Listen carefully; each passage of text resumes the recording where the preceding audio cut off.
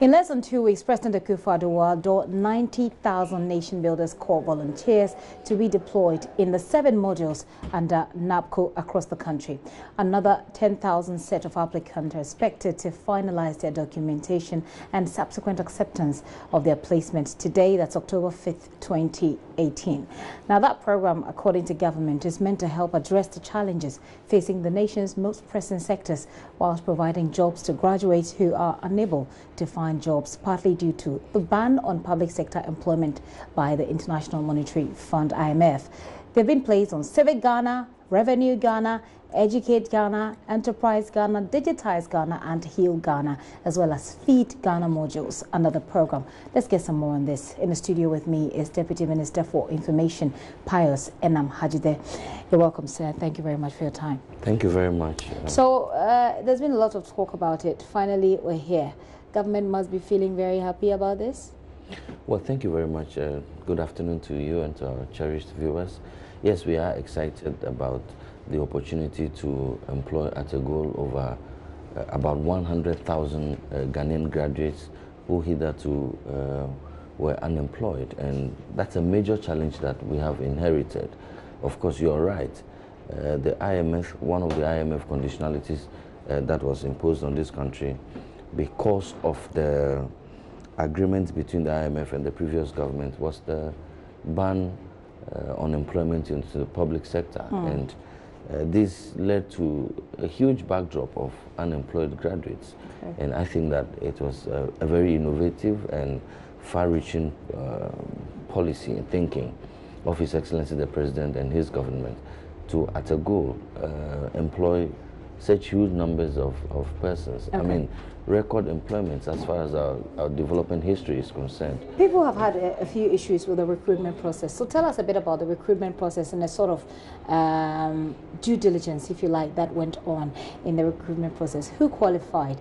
You say 100,000? 100,000 yes. people so far, or that's the expected figure at the end of the day? That's the expected figure at the end of the day. Okay. Over 146,000 900 persons applied. Okay. Applications were done over the internet.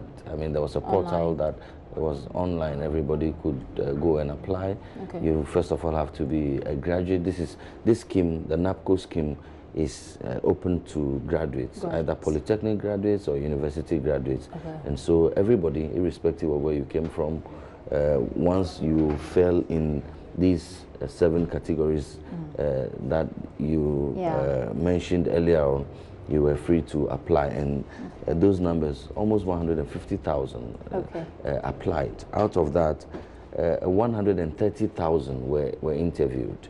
And 130,000 were interviewed across all districts. There were district panels, interview panels that interviewed 130,000, and 100,000 were found qualified to be rolled on into the scheme.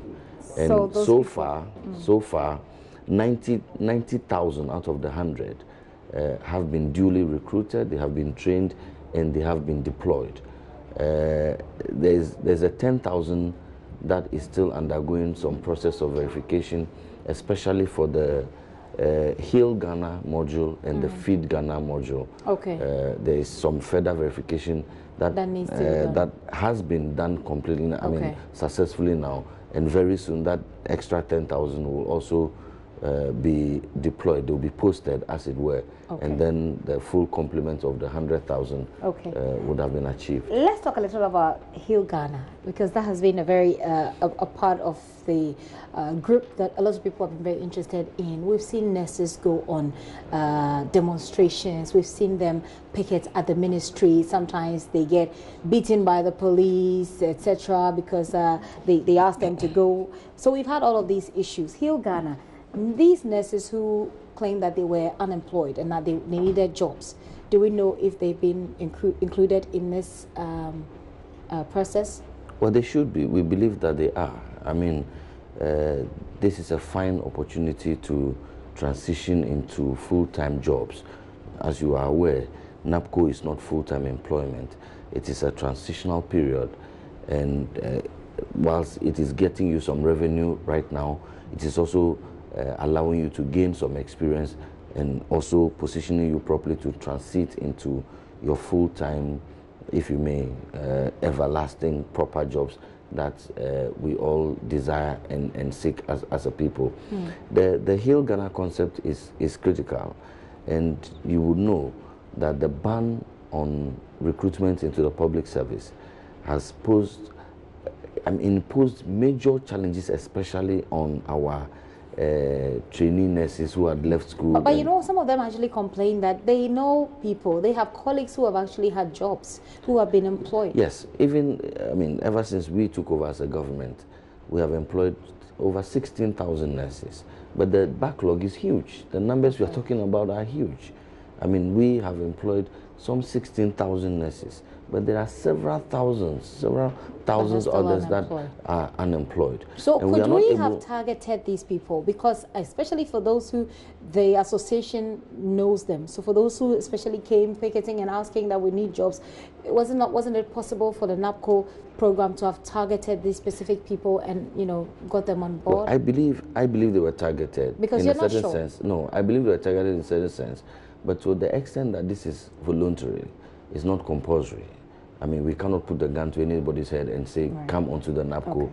To that extent, we cannot also, but I believe that if I were, and I know several of these student nurses who otherwise were involved in the picketing and all of that, who took advantage, and some have been on the various news outlets talking about seeing this as a fine opportunity to earn some income and gain some experience and transition. We have said that recruitment into the public sector, full-time recruitment into the public sector, priority will be given, some priority will be given to products of the NAPCO system.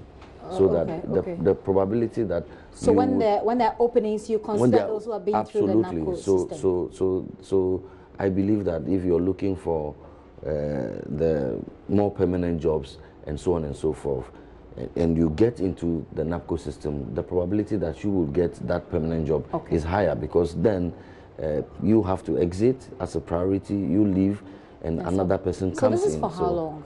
The NAPCO is designed to be for 3 years. 3 years. But you don't have to stay on it for 3 years. Whenever there is an opening, it could be within the first month, within the second month, within the first year, second year, whenever there is an opening and you do apply, you get that permanent job, then you exit the NAPCO scheme. You create a vacuum for somebody else to get onto the scheme. Okay, so let's talk about, I like to talk about the remuneration that we're giving to these people, but let's talk about Educate Ghana, the module Educate Ghana. It's one of the key areas that people have focused on and talked about because of the free SHS and the double track system. How many do you have, by the way, under the Educate Ghana? Well, I'm unable to give you the figures. If I knew we were going to go that detail, I would have gotten some more information. This is information that is available at the Secretariat of the NAPCO. I have been given some briefing about it. I just do not recollect on the top of my mind. Because I wanted to find out, people raise concerns about what sort of training they have. You said indicated that these are graduates, so we know that they are graduate teachers or persons who have graduated from education school. But what sort of training are they getting before pre-teaching training are they getting before we put them in the classrooms to help? Well, thank you. You're right. These are graduates, and we'll expect that they have a certain universal appreciation of the issues, and so we are quite sure about the caliber of persons we are sending out there. However, these are the Teach Ghana module. The people who are on that module are only going out there to supplement the efforts of the properly trained and accredited teachers.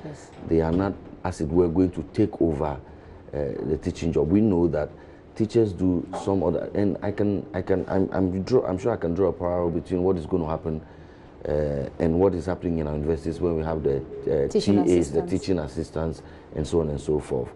We think that such duties as script marking and tutorials and so on and so forth, these are things that this NAPCO teachers, this Teach Ghana model people can help with. At the same time, it gives them an opportunity to understudy the teachers, the professional teachers who have been on the job for some time, and also take some of the burden, such as script marking, examination, invigilation, and so on and so forth. These are things that we believe that the graduate teacher with some level of orientation, 1 week orientation, 2 week orientation, should be able to manage. So you're taking the burden of the teacher has some more time and some more effort, energy to do other things. And so it is very complementary of the efforts of the teachers. It's not a taking over entirely of the job of the properly trained and duly accredited teachers. How much are we paying people under the NAPCO module? My understanding is about 700 cedis a month. 700 cedis a month. Is that good enough, you think, personally? Well, it is better than the situation of sitting at home and not doing anything and not making anything. And if you speak to a lot of these graduates after national service, they even want to go back and do an extended national service. And national service even pays less than the 700 cedis. But like I said, this is just a stopgap measure. It is only a transitional period.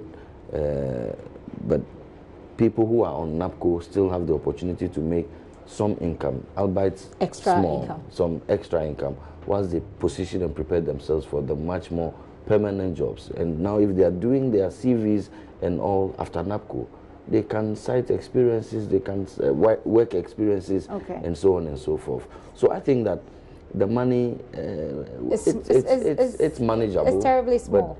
But I think it's manageable. I mean, even if you checked around town, I would have wished that, but if you checked around town, you will notice that... Is this a fixed amount for everybody under all 7 modules, or are there people who get to have a little higher, a little lower, and, how is it supposed to work? My understanding is that this is a fixed amount. It's a fixed amount for everyone. Everybody, every NAPCO... Everybody on the NAPCO. Yes, everybody on the NAPCO, yes. Interesting. We understand that government released a statement saying that some 35 million cedis has been released to pay trainee nurses who have been agitating as well. Can you give us a bit more details about this? I can give you a bit more about that, but let me also put out a brief information that with regards to NAPCO, hopefully, you're right, by the 17th of this month, His Excellency would have the privilege and the honor to outdoor the 100,000 NAPCO graduates. Okay. And they are going to pass out in Accra. We are going to do it at the Independence Square. You're going to see over 50,000 young men and women gather and get passed out. 50,000? Why are we not having all the 90,000? Because we have divided Ghana into, I think, 2 areas. 5 regions will gather in Accra. Okay. And then we'll do for the other regions as and when, because we do not want to also burden everybody to come to Accra, no matter how far away you are coming from. Okay, so are there going to be simultaneous ceremonies across the country on that day? There's a small committee that is planning this. How do we coordinate this simultaneous inaugurations and graduations across the country? But the point is that that will be a massive spectacle. That's 50,000 young Ghanaians. In our development history, I'm not sure of any instance that on a day you can have a government that is going to pass out 100,000 young graduates and put them on the payroll and on some monthly stipends, 700. That numbers I haven't heard of in our development history, and I think that this is a major achievement of this government, and we should be proud about it. You certainly won't leave here without saying that. I understand that. But give us a bit more details about this 35 million cedis that we understand the training nurses will be. Yes, I'm sure that you are aware that every quarter we spend between 60 and 61 million Ghana cedis on the payment of nursing training allowances. And these allowances have been in arrears largely because of how the payments have been effected. These payments are treated as statutory payments, just like the way we pay the District Assembly's Common Fund or the Gov't Fund. They are attached to releases of the National Health Insurance Authority. So it is paid quarterly and in arrears. We pay the first quarter at the end of the first quarter. So it would normally be in arrears. And so we have been in arrears for the last quarter. Now, government, as of yesterday, released 35 million Ghana cedis for the payment of those arrears. For the final year nursing trainee students who are just about exiting, we are in arrears of April, May, and June. So I believe from this evening or from Monday next week, when they go to wherever they take their monies from, they should be expecting to receive payment in arrears of April, May, and June. We are going to pay all that en bloc. And then for those nursing trainees who are still in school, they will receive 1 month of the 3 months of the arrears. And when do they get the rest? We are expecting the 25 million to be released in due course. Is it 20? Okay. Yes. The outstanding 25 million to be released in due course. Okay. When that is released, then they too can take their 2 months, their outstanding 2 months. But what is critical, what we must note, is that right now, government has taken the decision that we should migrate that payment, the payment of allowances, from the platform of the statutory payments and put it on salaries and emoluments, which come every month and which is more regular. It's not in arrears. Okay. But when you continue to treat it as, or you continue to attach it to statutory payments, you would always get it in arrears, because statutory payments are made quarterly, and they are always paid in arrears. But this one, we are hoping that when the migration process is complete and it is decoupled from the statutory payment platform, and we can treat it as a salary and emolument, it will come more regularly. It will come at the end of the month, and we can avoid the issue of the delays and all that. So that for me is the main takeaway. Okay, so if you could just go through for me the dates again, when the nurses, where the trainees are expected to receive their monies. What is that they're supposed to do? Well, I believe that even if they have not started receiving their alawa alerts, as they call it, if they have not started receiving their alawa alerts even already, I believe that from early next week till the end of the week, I'm sure that each and every one of them would have received their alawa alerts. Well, you heard it from the Deputy Minister. If you have not received what is calling your alawa alert, an alert on your phone that tells you that you've been paid, your allowance has been paid, don't worry. He says by next week you should have that money, and we certainly will hold him to his words. But away from NABCO, and we'll see how that ceremony goes on with the 50,000 people, you say, at the sports stadium, the stadium, right? No, Independence Square. Independence Square.